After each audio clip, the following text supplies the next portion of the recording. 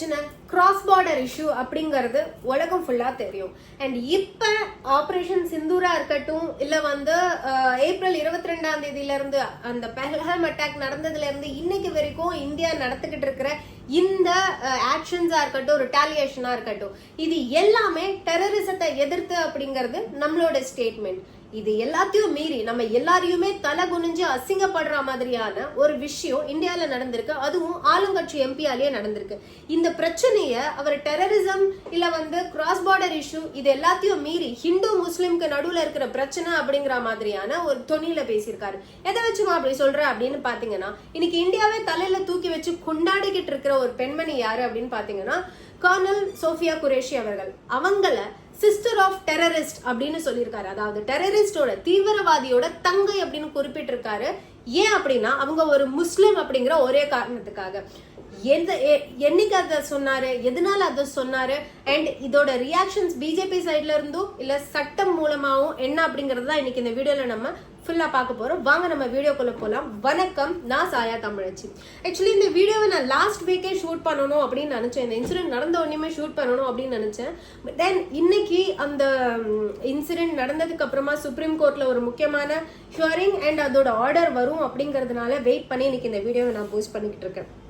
To begin with, மத்திய பிரதேஷோட MP mister Kanwar Vijay Shah, BJP minister, அவர் வந்து ஒரு ஸ்டேஜ்ல நடந்துகிட்டு இருந்த ஒரு மீட்டிங்ல பப்ளிக்கா அவர் சொன்ன விஷயம் என்ன அப்படின்னு பாத்தீங்கன்னா, நம்மளோட அதாவது இந்தியாவோட மகள்களோட குங்குமத்தை, நிறைய மகள்களோட குங்குமத்தை அழிச்ச டெரரிஸ்ட அழிக்கிறதுக்கு அவங்களோட தங்கையவே நம்ம அம்பியிருக்கோம். சிஸ்டர் ஆஃப் டெரரிஸ்டே வந்து நாங்க அம்பியிருக்கோம்.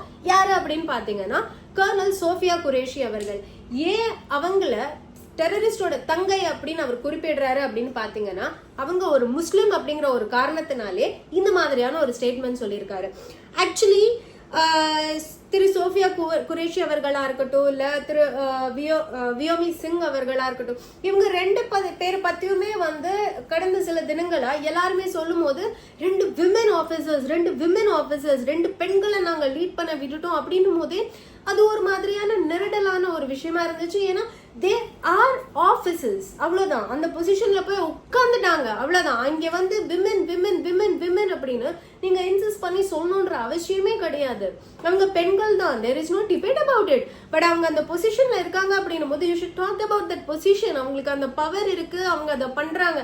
இதே அங்க ஒரு மேல் அதிகாரி உட்கார்ந்து, ஒரு ஆண் அதிகாரி உட்கார்ந்து இந்த விஷயத்த அவர் பண்ணியிருந்தாரு அப்படின்னா அந்த இடத்துல ஒரு ஆண் அதிகாரி நம்ம சொல்லியிருக்க போறது கிடையாது. ஒரு பெண் அப்படிங்கறதுனாலே இது ரொம்ப ரொம்ப ரொம்ப ரொம்ப திருப்பி அழுத்தி பெண் அப்படின்னு சொன்னாங்க. இன்னைக்கு அதையும் ஒரு படி மீறி போய் அவங்க முஸ்லிம் அப்படிங்கறதுனால அவங்க டெரரிஸ்டோட தங்கை அப்படின்னு குறிப்பிட்டிருக்காரு.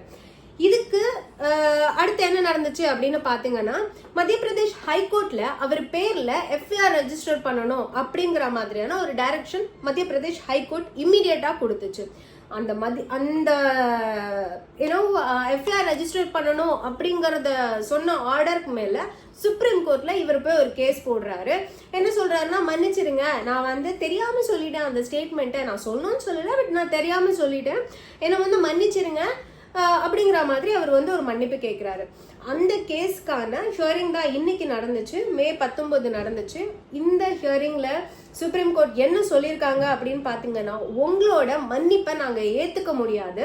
நீங்க சொன்ன இந்த ஸ்டேட்மெண்ட், கர்னல் சோஃபியா குரேஷியை பத்தி நீங்க சொன்ன இந்த ஸ்டேட்மெண்ட் வந்து இந்தியாவே அசிங்கத்துக்குள்ளாக்குன மாதிரியான ஒரு ஸ்டேட்மெண்ட். அண்ட் அவர் பேர்ல ஒரு கமிஷன் வந்து இப்ப உருவாக்கணும். அந்த இன்வெஸ்டிகேஷனை பாக்குறதுக்கு வந்து ஸ்பெஷல் இன்வெஸ்டிகேஷன் டீம் வந்து டியூஸ்டே, அதாவது நாளைக்கு 10 மணிக்குள்ள இந்த டீமை வந்து அமைக்கணும். மே 28 இதோட கம்ப்ளீட் சார்ஜ் ஷீட் மாதிரி இதோட கம்ப்ளீட் இன்வெஸ்டிகேஷன் முடிச்சு அதோட ரிப்போர்ட் வந்து மே 28 அந்த டீம் சப்மிட் பண்ணணும் அப்படிங்கிறது தான் சுப்ரீம் கோர்ட்டோட ஆர்டர் அப்படின்னு தெரிஞ்சுக்கோங்க. இந்த ஆர்டர்ல நிறைய விஷயம் வந்து ஆக்சுவலி சுப்ரீம் கோர்ட் சொல்லியிருக்காங்க.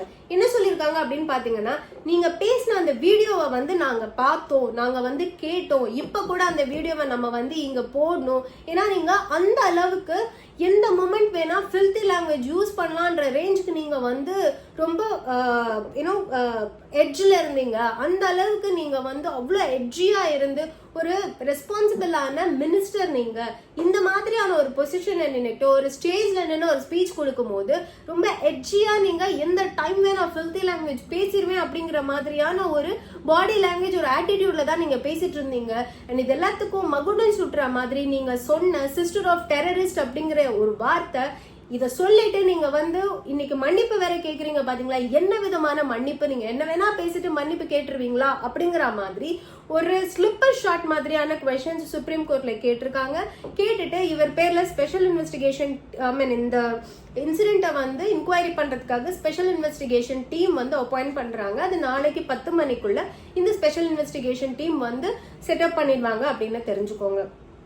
ஸோ இந்த மாதிரியான ஒரு ஸ்டேட்மெண்ட் அவங்க முஸ்லிம் அப்படிங்கறதுனாலயே நம்ம நாட்டுல கொடுக்க முடியுது, அதுவும் ஆளும் கட்சி எம்பியாலேயே கொடுக்க முடியுது அப்படின்னா நம்ம என்ன மாதிரியான ஒரு சூழ்நிலையில இருக்கோம், நம்ம என்ன விதமான ஒரு ஒரு பார்ட்டியால ரூல் பண்ணிக்கிட்டு இருக்கோம், கவர்மெண்டால ரூல் பண்ணப்பட்டுக்கிட்டு இருக்கோம் அப்படிங்கறது வந்து கொஞ்சம் நெருடலான ஒரு விஷயமாவே இருக்கு. இதுல இன்னொன்னு நம்ம வந்து பார்க்கணும் அப்படின்னு பாத்தீங்கன்னா, நம்மளோட கவர்மெண்ட் வந்து ஒரு நோட்டிபிகேஷன் கொடுத்திருந்தாங்க. நம்ம வீடியோலுமே நான் வந்து அதை போட்டிருந்தேன். என்ன சொல்லியிருந்தேன் அப்படின்னா, கவர்மெண்ட்டை எதிர்த்தோ, இந்த ஆபரேஷன் சிந்தூரை எதிர்த்தோ, இல்ல நம்மளோட ஆர்மியோட ஆக்ஷன்ஸை எதிர்த்தோ, நம்ம ஆர்மி ஆபீசர்ஸை பத்தி டீக்ரேட் பண்ணியோ யாராவது எங்கேயாவது வீடியோ போட்டீங்க அப்படின்னா உடனே உங்க சேனலை வந்து இமீடியட்டா நாங்க பேன் பண்ணிடுவோம். ஸோ டோன்ட் யூ டேர் அப்படிங்கிற மாதிரியான ஒரு நோட்டிபிகேஷன் கொடுத்திருந்தாங்க நம்மளோட இந்தியன் கவர்மெண்ட். இன்னைக்கு அவங்களோட எம்பியை இந்த மாதிரி இந்தியாவே தலகுனிற மாதிரியான ஒரு ஸ்டேட்மெண்ட் சொல்லியிருக்காரு. ஆக்சுவலி நீங்க வந்து சேனலை பேன் பண்ணுவேன்னு சொல்லியிருந்தீங்க இல்லைங்களா? இந்த மாதிரியான ஒரு ஸ்டேட்மெண்ட் உங்களோட மினிஸ்டரே கொடுத்திருக்காரு. நீங்க நியாயப்படி பாத்தீங்கன்னா இம்மீடியட்டா அவரை வந்து உங்களோட கட்சியில இருந்து நீங்க வெளியில அனுப்பியிருக்கணும். அவரை வந்து எம்பி அப்படிங்கிற பொசிஷன்ல இருந்து வெளியில அனுப்பியிருக்கணும். ஏன் நீங்க அந்த மாதிரியான எந்த விதமான ஆக்ஷனும் எடுக்கல அப்படிங்கிற கேள்விக்கு வந்து பதில் உங்ககிட்ட இருக்கா அப்படின்றது தெரியல. சி ஆன் தி ஹோல் நான் வந்து இந்த மொத்தமா நடந்த இன்சிடென்ட்டை பத்தியோ இல்ல இன்னைக்கு கவர்மெண்ட் எடுத்த ரிட்டாலியேஷன் ஆக்ஷன்ஸ் பத்தியோ எதை பத்தியுமே நான் பேச விரும்பல. பட் இந்த மாதிரியான ஒரு விஷயத்த அவர் வந்து ஒரு ரிலீஜனை திணிச்சு பேசுறாரு. நீங்களே தலையில தூக்கி கொண்டாடிக்கிட்டு இருக்கிற ஒரு பெண்மணியை பத்தி அசிங்கப்படுத்தி பேசுறாரு. Just because she belong to one specific religion அப்படின்னும் போது இதுக்கு நீங்க ஏன் ஆக்ஷன் எடுக்கல அப்படிங்கிற கேள்வி வந்து என் மனசுல படுது. ஆல்சோ எனக்கு வந்து ரொம்ப ரொம்ப ஸ்பெசிபிக்கா தோணின விஷயம் என்னன்னா, இந்த பெண் பெண் பெண் எல்லா இடத்துலயும் வந்து பெண் பெண் அஃப்கோர்ஸ் அவங்க 2 பேருமே பெண்மணிகள், சிங்கப்பெண்ணின் பாட்டு போடுற அளவுக்கு ரொம்ப ரொம்ப தைரியமான விஷயங்கள் பண்ணியிருக்காங்க. But not only them, Indian ஆர்மில நிறைய பேர் இருக்காங்க. ஆக்சுவலி 2020ல ஒரு லேண்ட்மார்க் ஜட்ஜ்மெண்ட் வந்துச்சுங்க. இது வந்து எத்தனை பேருக்கு தெரியும் அப்படின்னு எனக்கு தெரியல. அந்த ஜட்ஜ்மெண்ட் வர்றதுக்கு முன்னாடி வரைக்கும் இந்தியன் ஆர்மில விமென் ஆபீசர்ஸோட ஸ்டேட்டஸ் என்ன அப்படிங்கறதும் அதுக்கப்புறமா இருக்கிற ஸ்டேட்டஸ் என்ன அப்படிங்கறதும் நான் வந்து சிங்கிள் லைன்ல சொல்லிடுறேன். இது வந்து ஒரு historical decision by supreme court of India. என்ன அப்படின்னு பாத்தீங்கன்னா, அதுக்கு முன்னாடி வரைக்கும் பெர்மனன்ட் கமிஷன் வந்து விமன் ஆபீசர்ஸ்க்கு இந்தியன் ஆர்மில கிடையாதாமா. டெம்பரவரி கமிஷன் மட்டும்தான் விமன் ஆபீசர்ஸ்க்கு இந்தியன் ஆர்மில இருந்துகிட்டு இருக்கு. இதுல யூனியன் கவர்மெண்டோட ஸ்டாண்ட் என்னவா இருந்திருக்கு, அதாவது நம்ம இந்தியன் கவர்மெண்டோட ஸ்டாண்ட் என்னவா இருந்திருக்கு அப்படின்னு பாத்தீங்கன்னா, women officers are less suitable for permanent commission அப்படிங்கறது அவங்க ஸ்டாண்டாவே இருந்திருக்கு. அண்ட் அதுக்கு பதிலா சுப்ரீம் கோர்ட் என்ன சொல்லியிருக்காங்க அப்படின்னு பாத்தீங்கன்னா, அவங்க சொன்ன பதிலையுமே திரு சோஃபியா குரேஷி அவர்கள் தான் ஃபர்ஸ்ட் இருந்திருக்காங்க அப்படிங்கறத தெரிஞ்சுக்கோங்க. அவங்க என்ன சொல்லியிருக்காங்கன்னா, she has served in United Nations peacekeeping operations in Congo in 2006, where she along with other officers was in charge of monitoring ceasefires and aiding in humanitarian activities.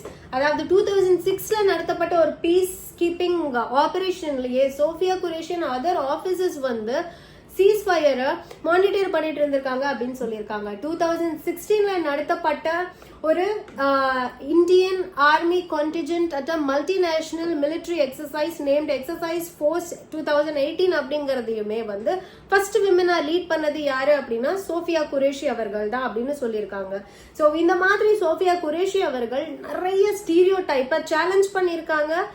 not only demonstrated the capability of women in handling the complex military roles, இதுல மட்டும் இல்லாம அவங்களால முடியும் அப்படிங்கறதையும் அவங்க prove பண்ணிருக்காங்க அப்படிங்கறத சொல்லியிருக்காங்க. அந்த ஜட்ஜ்மெண்ட்ல சோஃபியா குரேஷி அவர்களை பத்தி மட்டும் இல்லாம major Madhumita, lieutenant A Divya, major Gopika Ajit Singh Pawar, major Madhur Rana, Preeti Singh and Anuja Yadav, இந்த மாதிரி நிறைய பேரை பத்தி அவங்க மென்ஷன் பண்ணியிருக்காங்க. who challenged the stereotype and proved the Indian government wrong அப்படிங்கறத மென்ஷன் பண்ணி தான் 2020ல கொடுக்கப்பட்ட இந்த ஜட்ஜ்மெண்ட்ல விமன் ஆபீசர்ஸ்க்கு பெர்மனன்ட் கமிஷன் கண்டிப்பா கொடுத்தே ஆகணும் அப்படிங்கறத சுப்ரீம் கோர்ட் சொல்லியிருக்காங்க. ஸோ நம்மளோட டிஃபென்ஸ் ஃபோர்ஸஸை எடுத்துக்கோங்க. இதுல இந்தியன் கவர்மெண்ட், நம்மளோட யூனியன் கவர்மெண்ட்டுக்கு இருந்த ஜெண்டர் பயாஸ் இருக்கட்டும், இதையுமே சேலஞ்ச் பண்ணி இதை உடைச்சி பிரேக் பண்ணி லேண்ட்மார்க் ஜட்ஜ்மெண்ட் மூலமா 2020ல சுப்ரீம் கோர்ட் தான் ஒரு டெசிஷனை எடுத்திருக்காங்க.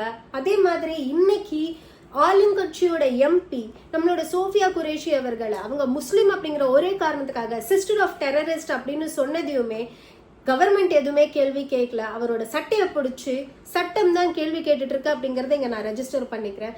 எனக்கு என்ன ஒரே மனம் தாங்கல், ஏன் நான் பெண்ணுன்னு திருப்பி திருப்பி சொல்றாங்க அப்படின்னு நான் நினைக்கிறேன்னா, மேபி அவங்களுக்கே உறுத்திருச்சோ என்னமோ, பெர்மனன்ட் கமிஷன் பெண்களுக்கு விமன் ஆபீசர்ஸ்க்கு தேவையில்லை அப்படிங்கறத அவங்க சொல்லிட்டு இருந்தாங்க. அதை சேலஞ்ச் பண்ணி அந்த ஸ்டீரியோடைப்பை பிரேக் பண்ண விமன் இந்த மாதிரியான ஒரு ஜட்ஜ்மெண்ட் காரணம் வர்றதுக்கு காரணமா இருந்த பல விமன் ஆபீசர்ஸ்ல ஒருத்தவங்களே லீட் பண்ண வச்சு and again they proved her capability அப்படிங்கறத இன்னைக்கு மார்த்தட்டிக்கிற இந்தியன் கவர்மெண்ட் அன்னைக்கு அந்த ஸ்டேட்டஸை கொடுத்துருக்கலாம். இன்னைக்கு அதே ஆபீசரை ஒருத்தவங்க ரொம்ப இழிவுபடுத்தி பேசும்போது இங்க இருக்கிற அத்தனை பெண்களும், அத்தனை முஸ்லிம்ஸும், அத்தனை ஹிந்துஸும், அத்தனை சிட்டிசன்ஸ் ஆஃப் இந்தியாவும் தலகுனிற மாதிரி உங்களோட எம்பி ஒரு மேடையில நின்று சொல்ற விஷயத்துக்கு சட்டையை பிடிச்சி கேள்வி கேட்காம இன்னைக்கு கையை கட்டி ஏன் நின்றுக்கிட்டு இருக்கோம் அப்படிங்கிறது தெரியல. இதெல்லாம் மாறணும் அப்படிங்கிறதுக்காக தான் ஓட்டுரிமை எவ்வளவு முக்கியம், நம்ம எவ்வளவு வைஸா நம்மள ஆள்றவங்களை நம்ம தேர்ந்தெடுக்கணும் அப்படிங்கிறது அகெயின் அண்ட் அகெயின் எல்லாருமே சொல்லிக்கிட்டு இருக்காங்க அப்படின்னு நினைக்கிறேன். இந்த பிரச்சனை இந்தியாவுக்கும் பாகிஸ்தானுக்கும் ஒரு கிராஸ் பார்டர் இஷ்யூ அண்ட் இந்த ஆபரேஷன் சிந்தூர் டெரரிசத்தை எதிர்த்து அப்படிங்கறத நம்ம எல்லாருமே புரிஞ்சுக்கணும். This problem is not between any religion. இதுல எந்த ரிலிஜியனும் கிடையாது. we are all Indians.